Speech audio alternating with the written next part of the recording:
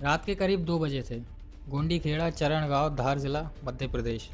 घर के एक कमरे में एक औरत बंधी हुई थी और रो रही थी, और दूसरे कमरे में उसके पति की डेड बॉडी खून से लथपथ बेड पर पड़ी हुई थी। उसकी वाइफ ने पुलिस को कॉल किया और कहा, डकैत आए मेरे पति की हत्या कर दी और सब कुछ लूट ले गए। लेकिन पुलिस को 6 घंटे के अंदर ही सब कुछ पता चल गया कि आखिर क्या हुआ था। ये कोई डकैती नहीं थी, यह एक सोची समझी हत्या थी, और इस हत्या के पीछे थी उसकी वाइफ प्रियंका। देवकृष्ण कौन था, आइए जानते हैं।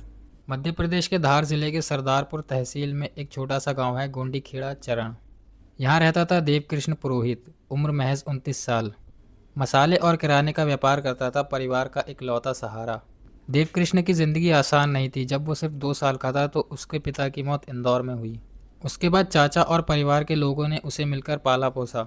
स्कूल की फीस से लेकर रोजमर्रा की जरूरतों को चाचा ने पूरा किया। गांव वाले बताते हैं कि देवकृष्ण बहुत ही शांत, मेहनती और जिम्मेदार थे। फिर आता है टाइम देवकृष्ण की शादी का। 1 अप्रैल 2015 को देवकृष्ण की शादी प्रियंका से हुई। प्रियंका महाराष्ट्र के पन्ना खेड़ी गांव की रहने वाली थी।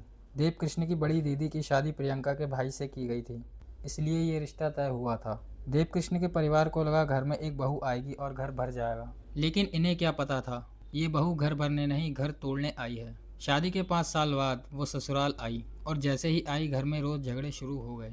देवकृष्ण की बहन ज्योति बताती हैं, भाभी दिन भर मोबाइल में डूबी रहती थी, किसी को फ़ोन छूने नहीं देती थी, भाई को भी नहीं। भाई से कहती थी, तुम काले हो, तुम अच्छे कपड़े नहीं पहनते, मैं तुमसे खुश नहीं हूँ, मुझे कोई और डिज़र्व करता है, मुझे तुम तलाक दो। और जब देवकृष्ण कुछ कहता तो वो पलट कर कहती, मैंने गुस्से में कहा था। लेकिन ये सिर्फ गुस्सा नहीं था, ये नफ़रत थी, धीरे धीरे पलती हुई नफ़रत। देवकृष्ण की माँ बताती हैं, एक दिन भी हमें चैन नहीं दिया उसने।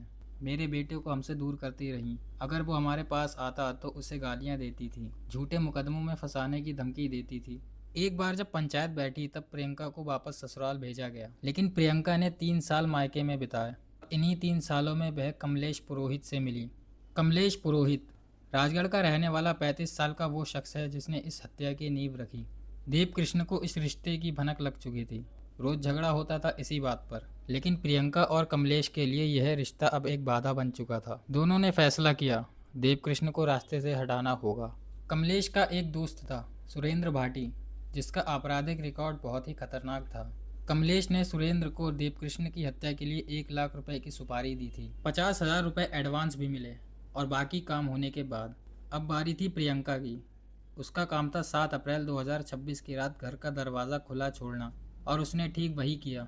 उसकी अपनी पत्नी ने हत्यारे के लिए दरवाज़ा खुला छोड़ दिया। सुरेंद्र भाटी अंदर आया और सोते हुए देवकृष्ण पर धारदार हथियार से वार कर दिया। सिर पर घाव इतना गहरा हुआ कि देवकृष्ण की मौके पर ही मौत हो गई। इसके बाद प्रियंका ने खुद अपने हाथ अपनी साड़ी से बांध लिए, और जब माँ और बहन दरवाज़ा खटखटाने आईं तो पाया कि देवकृष्ण खून से लथपथ था और प्रियंका रो रही थी। इसके बाद एएसपी पारुल बेलापुरकर और एसपी मयंक अवस्थी की टीम मौके पर पहुंची।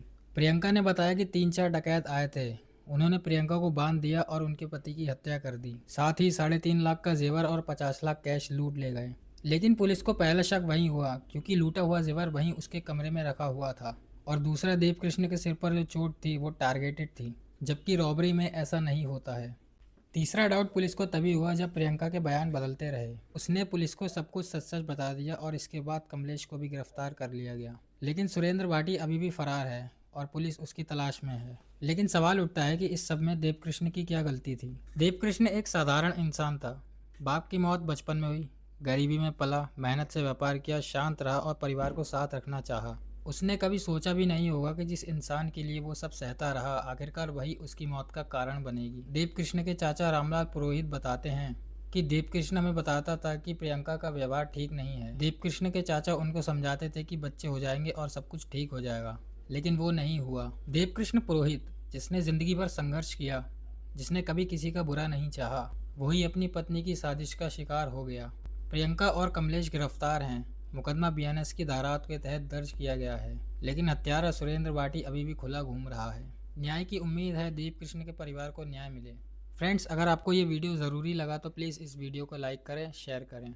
कमेंट्स में बताइए कि आपको क्या लगता है, क्या सुरेंद्र भाटी जल्दी ही पकड़ा जाएगा। मिलते हैं अगली वीडियो में।